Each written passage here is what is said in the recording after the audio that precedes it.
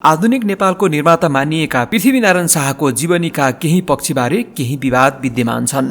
तत्कालीन गोर्खा राज्यमा विक्रम सम्वत 1979 पौष 27 गते जन्मिएका शाह 20 वर्षको उमेरमा राजा बने। साना राज्यको एकीकरण अभियानमा लागेका शाहले काठमाडौँ उपत्यकाका 3 राज्यसहित धेरै राज्यलाई एकीकरण गरेका थिए। उनको मृत्यु 52 वर्षको उमेरमा नुवाकोटको देवीघाटमा भयो। तर उनको मृत्युको कारणबारे इतिहासकारहरू एकमत छैनन्। बडा महाराज धीराज उपाधिले परिचित पृथ्वीनारायण शाहको मृत्युबारे कस्ता धारणा देखिएका छन् र प्रमाणित तथ्यहरूले के भन्छ। नेपालको एकीकरणको उद्देश्य लिएर राज्य विस्तारमा लागेका पृथ्वीनारायण शाहले विक्रम सम्वत 1809 आश्विन 15 गते नुवाकोट विजय गरेर उपत्यका प्रवेशको बाटो खोलेका थिए। उनले त्यसपछि क्रमशः काठमाडौँको खाल्डोमा रहेको मल्ल राजाहरूद्वारा शासित 3वटा राज्यलाई आफ्नो राज्यमा मिलाउन सफलता पाए। त्यसअघि उनले आफ्नो ससुराली राज्य मकवानपुरलाई समेत आफ्नो राज्यमा मिलाइसकेका थिए। उपत्यका विजयको केही समयपछि नै शाहले आफ्ना पूर्वज दरवेश शाहले विक्रम सम्वत 1616 मा गोर्खा राज्य स्थापना गर्दा कायम गरेको पश्चिमपट्टिको सीमा चेपे मर्स्याङ्दी पारिरहेको 24 राज्यहरूमा आक्रमण गरे। केही समयमा ती राज्यहरूमा उनले विजय प्राप्त गरे, तर 24 राज्यको संयुक्त सेना अघि टिक्न सकेनन्। त्यसपछि केरसिंह बस्नेत जस्ता भारदार मारिए र वंशराज पाण्डे जस्ता भारदार शत्रु राज्यद्वारा समातिए। त्यसपछि गोर्खाली सेना आफ्नो राज्यमा फर्कन बाध्य भयो। 24 राज्यसँग पराजय खेपेपछि उनले पूर्वतिर एकीकरण अभियान थाले। पूर्वतिरको अभियान भने केही सहज देखियो। पृथ्वीनारायणको सेना सजिलै अहिले नेपालको सीमा रहेको मेची नदी पारी परैसम्म पुग्यो। यो सफलताले उत्साहित बनेका उनी फेरि पश्चिमतर्फ आक्रमण गर्नु पर्यो भनी नुवाकोट पुगेका बेला अकस्मात बिरामी परेको ऐतिहासिक लिखतहरूले देखाउँछ। उनको मृत्यु विक्रम सम्वत 1831 माघ 1 गते भएको थियो। उनको मृत्युबारे पर्वतका राजाले भारदारलाई लेखेको पत्रमा गोर्खाका राजा हामीमाथि दागा राखी दंगा गर्न नुवाकोट आएथे। भगवत इच्छा त आफै हेलिया, अर्थात् गोर्खाका राजा हामी सिद्ध्याउन आएका थिए, तर भगवानको इच्छाले आफै सिद्धिए भन्ने उल्लेख छ। अरू लिखतमा पनि उनी बितेको कुरा पाइन्छ, तर कुन रोगले के कारणले उनको मृत्यु भएको भन्ने स्पष्ट पाइँदैन।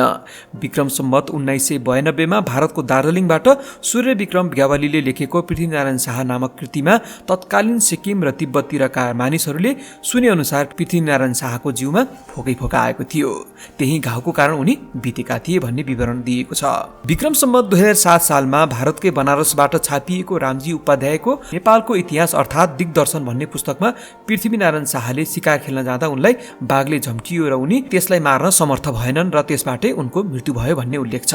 सम्भवतः त्यसकै आधारमा विराज भन्ने एक भारतीय लेखकले हिन्दीमा नेपालेश्वर भन्ने उपन्यास लेखेका छन्। त्यहाँ पनि रामजी प्रसाद उपाध्यायले लेखेकै कुरा लेखिएको छ। विराजले लेखेको उपन्यास त उपन्यास नै भयो, त्यसमा काल्पनिक कुरा धेरै हुनु अन्यथा भएन। तर ऐतिहासिक उपन्यास भनिएपछि त्यसमा प्रमाणिक कुरा लेख्ने र जुन कुरा इतिहासमा बोलेको छैन त्यसमा थप गर्नुपर्ने हो। नेपाल र दक्षिण एसिया क्षेत्रमा त्यस्तो खालको अभ्यास कमै देखिन्छ। त्यसले गर्दा विराजको उपन्यासको उक्त वर्णन कल्पित हो कि भन्न सकिन्छ। रामजी प्रसाद उपाध्यायले लेखेको चाहिँ इतिहास नै हो र त्यस बेला पनि त्यस्तो चर्चा रहेछ भन्ने त्यसबाट देखिन्छ।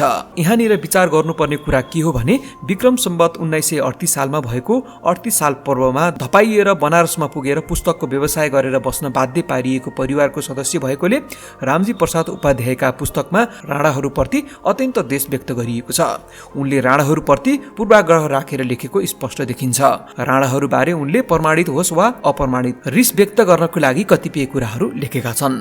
तत्कालीन परिस्थिति हेर्दा पृथ्वीनारायण शाह राजा भएकोले उनले कहिले शिकार खेलेनन् होला भन्न सकिँदैन। तर उनी राज्य विस्तारमा दत्तचित्त भएर लागेकोले उनकै दिव्य उपदेशमा नाचगान इत्यादिलाई निन्दा गरिएकोले उनले जीवनको उत्तरार्धमा शिकार खेले होलान् भनेर पत्याउन सकिँदैन। शिकार गर्नु, जुवा खेल्नु, दिउँसो सुत्नु, बढी स्त्री गमन गर्नुलाई राजनीति शास्त्रमा विद्वानहरूले राजाको दोषकै रूपमा मानेकोले पृथ्वीनारायण शाहले यस्ता कुरामा परहेज गर्ने भएकोले पनि शिकार खेलेको र त्यसैबाट मृत्यु भएको भन्ने विश्वास गर्न निकै गाह्रो हुन्छ। शिकार खेल्दा उनी साँच्चैकै घाइते भएका भए उनले दिव्य उपदेश दिन समर्थी हुन्थ्यो होला र उनले त अब म बाँच्दिन भन्ने लागेर रोग लागेपछि बल्ल त्यस्तो उपदेश दिएको देखिन्छ। उपलब्ध सामग्रीहरूका आधारमा भन्नुपर्दा बाघले उनलाई आक्रमण गरेको भन्ने विश्वास गर्न सक्ने आधार देखिँदैन, तसर्थ उनको मृत्यु सामान्य ढङ्गले नै भएको हुन सक्छ। उनको शरीरमा खटिरा आएको भन्ने कुरा चाहिँ हल्लै भए पनि विश्वास गर्न सकिने कुरा हो, अन्य कुरामा खासै विश्वास गर्न सकिँदैन। उनले जीवनको अन्तिम समयमा कसरी बिताए भन्ने बारे खासै लिखत भेटिएको छैन। तर उनी बित्नुभन्दा 1-2 महिना अघि उनले भगवन्नाथ योगीलाई लेखेको चिठी भेटिएको छ। त्यसमा उनलाई आफ्नो उत्तराधिकारीको चिन्ता भएको देखिन्छ। चिन्ताको विषय चाहिँ आफ्नो जेठा छोरा प्रताप शाह उचित बाटोमा नहिँडेको र नातिको मृत्यु भएको कुरा हो।